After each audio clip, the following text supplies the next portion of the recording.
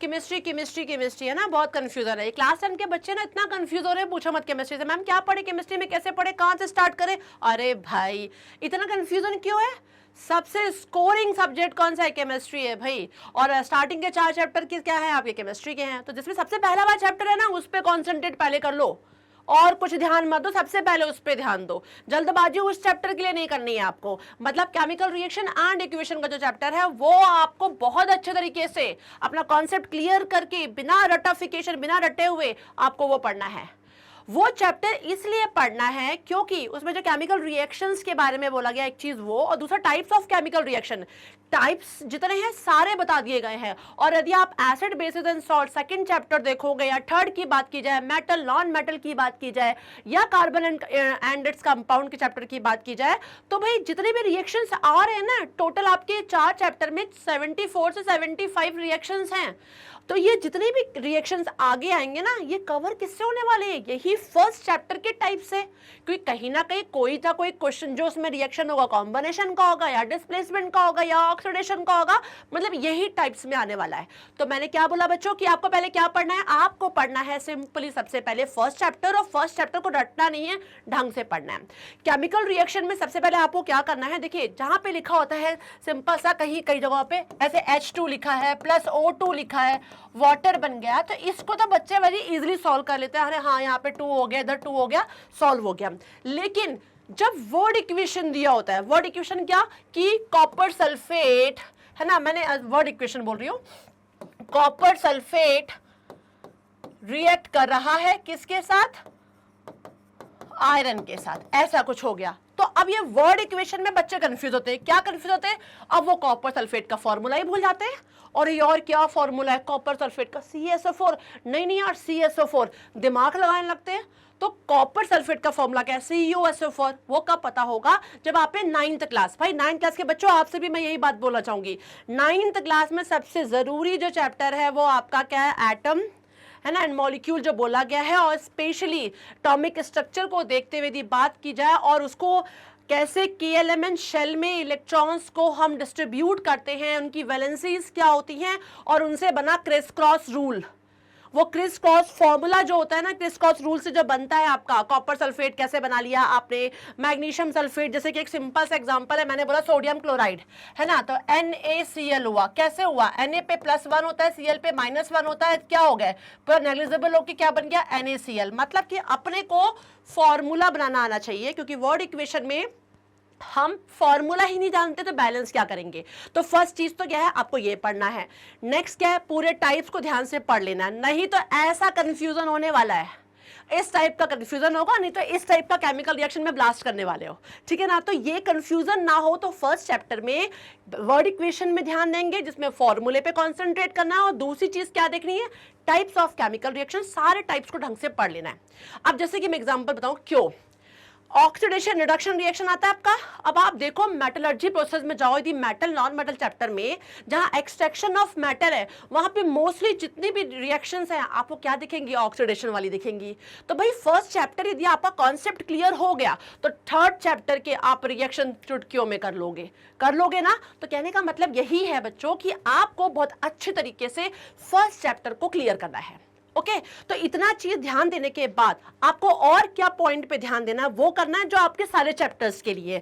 जैसे कि पॉइंट है कवर, जो आपको ध्यान देना है, प्रैक्टिस बाय राइटिंग, चाहे फर्स्ट हो, चाहे सेकंड हो, चाहे थर्ड हो, चाहे फोर्थ हो, किसी भी चीज को आपको पढ़ने से पहले उसको राइट लिख के करिए, ठीक है ना। ये रटना अरे magnesium is reacting with oxygen it will form magnesium oxide, अरे नहीं भाई, ऐसे रटना नहीं है, रटने से कुछ नहीं होगा, लिख के प्रैक्टिस करनी है।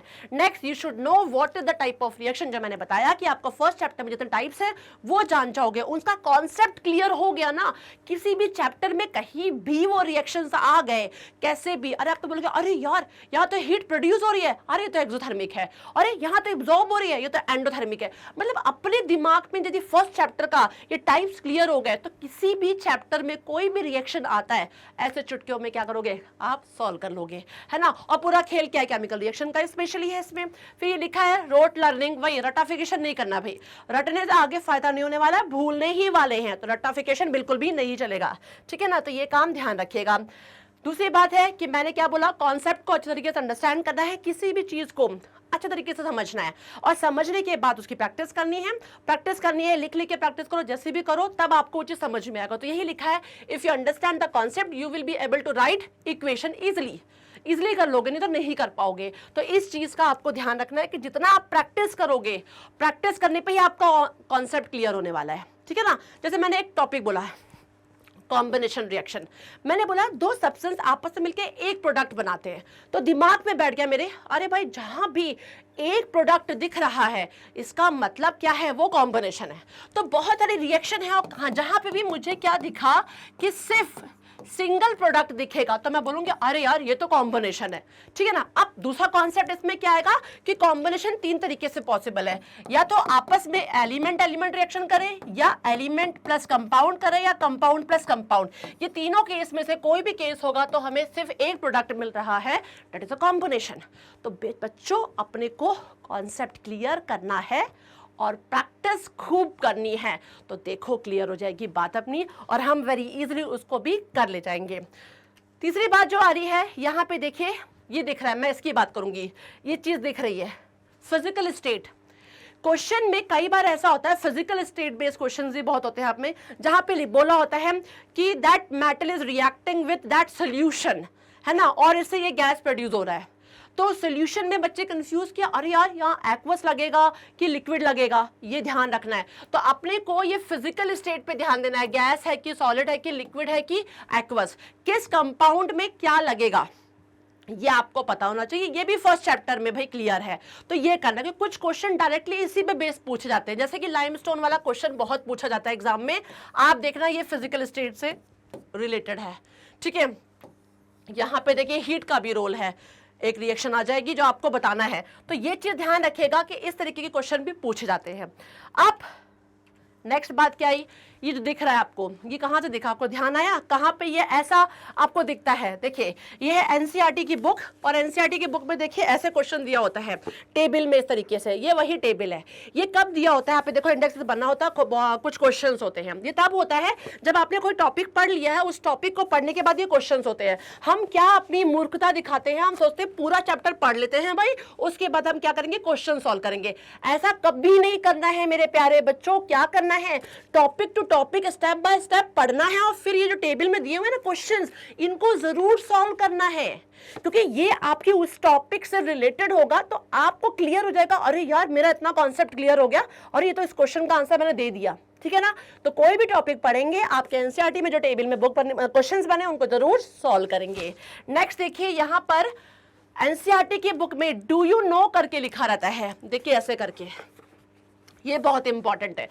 डू यू नो, ये मतलब क्या होता है, जब आपने चैप्टर का आगे का कुछ टॉपिक पढ़ लिया, उस टॉपिक से निकला हुआ कुछ इंपॉर्टेंट बात होती है, और इन पे भी क्वेश्चन बनते हैं भाई, बनते हैं। और नहीं तो आप थोड़ा ध्यान रखना, वो क्विक लाइम वाला एक क्वेश्चन था कि जब क्विक लाइम जो है पानी से रिएक्शन करता है, स्लैग लाइम बनाता है, तो ये स्लैग लाइम किससे रिएक्शन करता है कि कैल्शियम कार्बोनेट बन जाता है। ये डू यू नो का एक क्वेश्चन है कि सिर्फ इतनी बात हमें बताता है, यदि हम इतनी सी बात करें, CaO रिएक्शन कर रहा है वाटर से तो बना रहा है स्लैग लाइम, CaOH का होल ट्वाइस। देखो बच्चों, कंपाउंड आपस में रिएक्शन करके क्या बना रहा है, एक प्रोडक्ट बना रहा है, ये तो कॉम्बिनेशन हो गया। इतना ही देखो यहां समझाया हुआ है, लेकिन इससे क्वेश्चन निकला, मतलब एक बात निकली जो डू यू नो में बताया है, क्या कि ये जो कैल्शियम हाइड्रोक्साइड है, जब इसको हम वॉल पे अप्लाई कर देते हैं तो ये एटमॉस्फेयर में CO2 से रिएक्शन करता है भाई, और उसके बाद एक नई चीज बनाता है कैल्शियम कार्बोनेट, जिसके कारण वॉल और चमकने लगती है और वाटर प्रोड्यूस होता है, ठीक है ना। तो ये एक नई बात आई, ये कहां से आई, डू यू नो से। तो बच्चों ये भी आपको ध्यान देना है, ये नहीं कि पूरा चैप्टर पढ़ लिया, क्वेश्चन आंसर सॉल्व कर लिया, हो गया काम, नहीं। ये जो आपको टॉपिक के बाद क्वेश्चन दिए, ये और ये डू यू नो जरूर पढ़ना है। तो मैंने आपको क्या बताया बच्चों कि आपको इन टॉपिक पे ध्यान देना है। तो समझ गए ना, फर्स्ट चैप्टर का कॉन्सेप्ट क्लियर कर लो, अच्छे तरीके से उसकी प्रैक्टिस कर लो, और जो जो मैंने पॉइंट कवर करने को बोला है उस पे ध्यान दे दो। देखो क्या होगा, केमिस्ट्री बोलते हैं ना, हाउ टू मास्टर केमिस्ट्री, भाई मास्टर बन ही जाओगे, ऐसे स्ट्रांग हो जाएगी ना, कहीं से कोई कंफ्यूजन नहीं आने वाला ना, ऐसे डरोगे और ना ऐसे डरोगे। समझ में आ रहा है? Thanks for watching this, bye bye.